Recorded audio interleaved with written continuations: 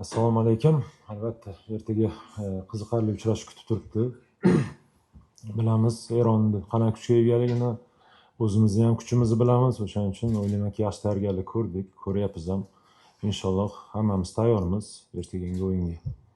Rahmat. Assalomu alaykum barchaga. Ertaga juda ham qiziqarli o'yin kutib turibdi.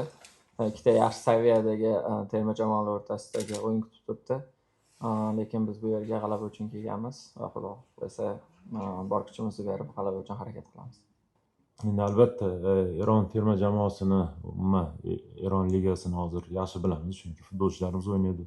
Biz milliy terma jamoalar ko'p to'qnashib kelganmiz, to'qnashib kelyapmiz ham. O'shaning uchun ozmi ko'pmi o'ziga yarasha informatsiyani egamiz. Albatta futbolchilardan ham kerakli ma'lumotlarni olganmiz. Avvalambor savol va maqtov uchun rahmat.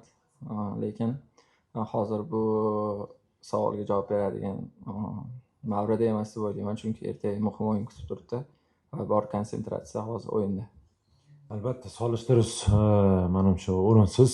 O'sha paytda o'sha avlod kuchli bo'lgan, xuddi shunaqa Eronda ham hozirgi kunda mana shu avlod kuchli. O'shaning uchun solishtirmagan bo'lardim. Hozirgi kunda eng kuchli avlod bilan harakat qilyapmiz va inshaalloh maqsadimiz sari yaqinmiz, amalga oshiramiz.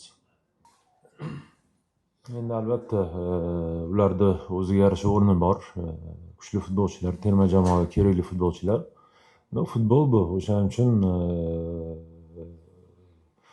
o'rniga boshqa futbolchilar chiqadi, harakat qilishadi deb o'ylayman va Ostonga keladigan bo'lsak, jarohati bor edi.